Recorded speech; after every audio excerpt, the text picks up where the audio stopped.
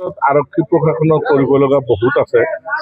আচলতে এই যিটো চৰাঞ্চল আমাৰ আলপতি মাজৰচৰ যিটো চৰাঞ্চল, এই চৰাঞ্চললৈ ড্ৰাগছ অহা ৰাস্তা কেইবাটাও সীমিত হয়। নগৰবেৰা, শিমলিতোলা বা বহৰী, ডংৰা এইকেইটা পাৰঘাট আছে। ইয়াৰে মাজত আৰক্ষী চকীও আছে, থানাও আছে, নগৰবেৰা বা আলপতি চৰ, শিমলিতোলা। এই ক্ষেত্ৰত এওঁলোকে যদি ষ্ট্ৰিক্ট খুব অতি চোকা পহৰাৰ ব্যৱস্থা কৰে, আমাৰ চৰাঞ্চলে কিন্তু এই ড্ৰাগছবোৰ, নিষিদ্ধ ড্ৰাগছবোৰ নাহে। গতিকে তেতিয়া আমি ইয়াৰ কবলৰ পৰা মুক্ত হ'ব পাৰিম। আৰক্ষীয়ে অলপ আমাক সহায় নকৰা নহয়, যদিও কৰিছে, আৰু অধিক কঠোৰ হ'ব লাগিব আৰু অধিক কৌশলপূৰ্ণভাৱে, কাৰণ তেওঁলোকৰ ইনফৰমেশ্যন দিয়া মানুহ আছেই। আমাৰ ড্ৰাগছবোৰ য'ৰ পৰা আহে তেওঁলোকে যদি ইচ্ছা কৰে এটা দিনো ইয়ালৈ ড্ৰাগছ নাহে। গতিকে এই ক্ষেত্ৰত তেওঁলোকে অলপ ব্যৰ্থ বুলিয়েই ক'ব লাগিব।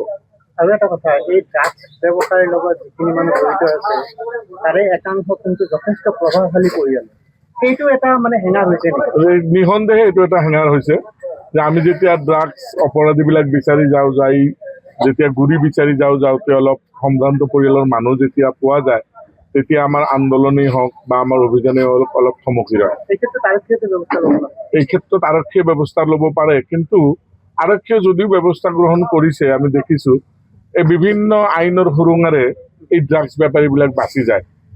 গতিকে ড্ৰাগছ ধৰিলেও তেওঁলোক আজি ধৰি দিব, কালি পিছদিনে আকৌ আদালতৰ পৰা ওলাই আহি আকৌ তেওঁলোকে বিৰাট জোৰে ব্যৱসায় আৰম্ভ কৰে। গতিকে আইনৰ সুৰুঙাটো নথকা নহয়, সেইকাৰণে 2 এজন অপৰাধী বাচি আছে। সেইকাৰণে আমি আমাৰ সামাজিকভাৱে যিটো কমিটি কৰিছো, ইয়াৰ পৰা সামাজিকভাৱে যদি সজাগতা সৃষ্টি নহয়, তেতিয়াহ'লে আমাৰ এইটো আন্দোলন আৰু বহু দিনলৈ চলাই থাকিব লাগিব। এই ক্ষেত্ৰত মই আপোনালোকক কৈছো যে মই যিখন সমাজত বাস কৰোঁ, এইখন সমাজৰ মছজিদ সমাজত এটা ইতিমধ্যে প্ৰস্তাৱ লৈছো আমি, যে ড্ৰাগছ সৰবৰাহ কৰা, ড্ৰাগছ খোৱা মানুহক আমি জানাজা নকৰোঁ। আমি যিহেতু মুছলমান ধৰ্মৰ মানুহ, মই আহ্বান জনাম প্ৰতিটো মছজিদ সমাজতে ষ্ট্ৰিক্ট এনেকুৱা এটা ব্যৱস্থা ল'ব লাগে, তেতিয়াহ'লে অলপ নিশ্চয় সকাহ পায়। প্ৰশংসনীয় এটা পদক্ষেপ আজি আলুপতি মাজৰচৰ গাঁও পঞ্চায়তৰ উদীয়মান যুৱকসকলে আৰু বুদ্ধিজীৱীসকলৰ সহযোগত তেখেতসকলে যি অভিযান কৰিছে, সঁচাকৈ প্ৰশংসনীয় আৰু আদৰণীয়। কাৰণ এই সমাজখন আমাৰ ড্ৰাগছৰ জৰিয়তে ধ্বংস হ'বলৈ ওলাইছে, আৰু এই অঞ্চলত আমি দেখা পাইছিলোঁ যে বহুত ল'ৰা ছোৱালীয়ে ড্ৰাগছৰ লগত জড়িত হৈছে।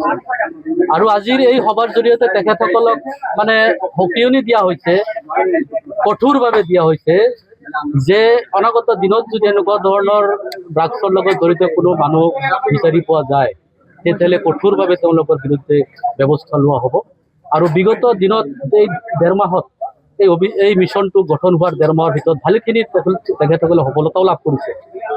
তো আজিৰ যিটো অভিযান, আজিৰ যিটো সজাগতা সভা, এই সজাগতা সভাৰ জৰিয়তে এটা সমাজত এটা ভাল এটা মেছেজ যাব, আমি এইটো বিশ্বাসী। আৰু ইয়াত ভালেখিনি কথা ৰাইজক সজাগতা কৰাৰ কাৰণে কোৱা হৈছে। এই ক্ষেত্ৰত ৰাইজে ইয়াৰ জৰিয়তে নিজৰ ঘৰত যদি কোনো ল'ৰা ছোৱালী ড্ৰাগছৰ লগত জড়িত হৈ আছে, মই আপোনালোকৰ জৰিয়তে তেখেতসকলকো আহ্বান জনাব বিচাৰিছোঁ যে আপোনালোকে নিজে উপযাচি আহি এই সংগঠনৰ লগত যোগাযোগ কৰক বা পুলিচ প্ৰশাসনৰ লগত যোগাযোগ কৰি আপোনাৰ ল'ৰা বা ছোৱালীক সেই লাইনৰ পৰা এই ক্ষেত্ৰৰ পৰা উভতি অনাৰ কাৰণে এটা ব্যৱস্থা কৰক।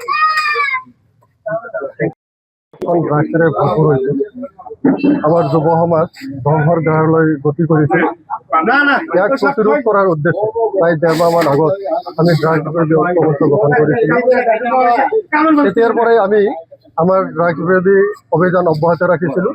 আহি আজি আমি বিভিন্ন অনুষ্ঠান প্ৰতিষ্ঠানৰ ছাত্ৰ ছাত্ৰী, এই অঞ্চলৰ উদীয়মান যুৱক সকলোকে লগত লৈ আজি পদযাত্ৰাৰ লগতে এটি সজাগতা সভা কৰিলোঁ।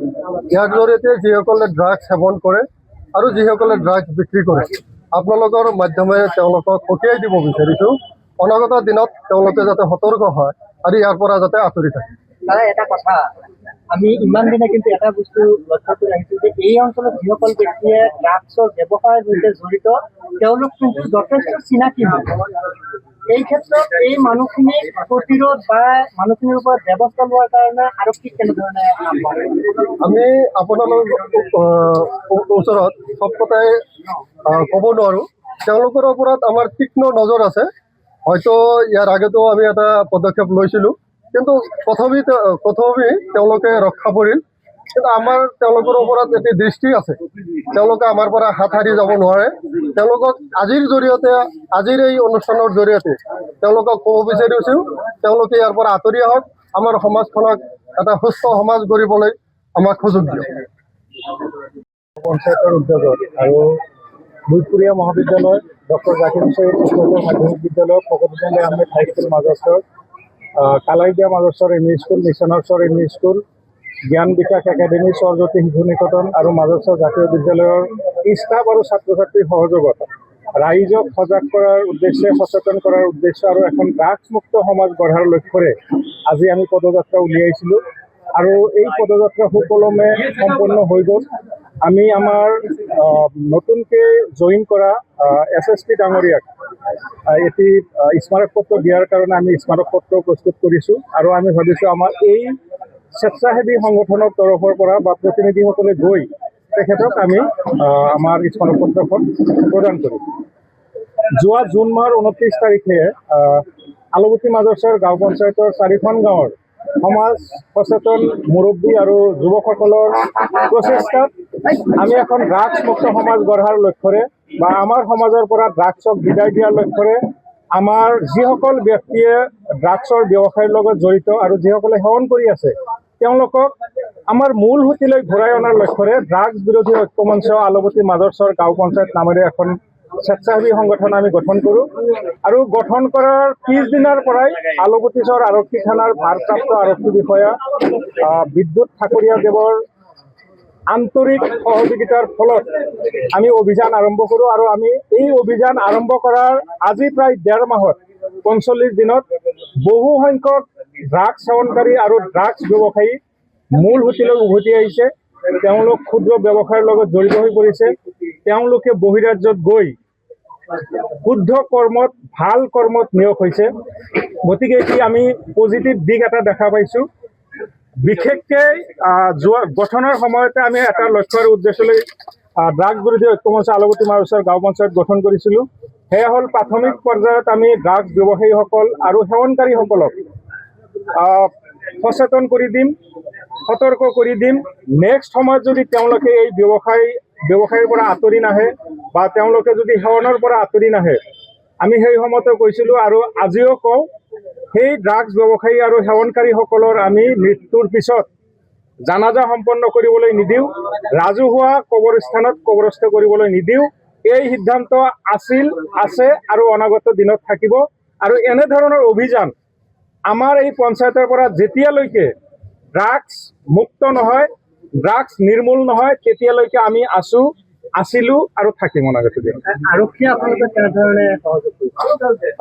ড্ৰাগছ সেৱনকাৰীসকলক বা ড্ৰাগছৰ ব্যৱসায়ীসকলক ধৰি অনাৰ ক্ষেত্ৰত আমি হাজাৰ হ'লেও স্বেচ্ছাসেৱী সংগঠন, আচলতে কিছু আইনী বাধা থাকে, সেইবিলাকত আমি ডাইৰেক্ট হস্তক্ষেপ কৰিব নোৱাৰোঁ। সেই ক্ষেত্ৰত আমাৰ আলুগুটিচৰ আৰক্ষী থানাৰ ভাৰপ্ৰাপ্ত আৰক্ষী বিষয়া মহোদয়ে যথেষ্ট সহায় কৰে।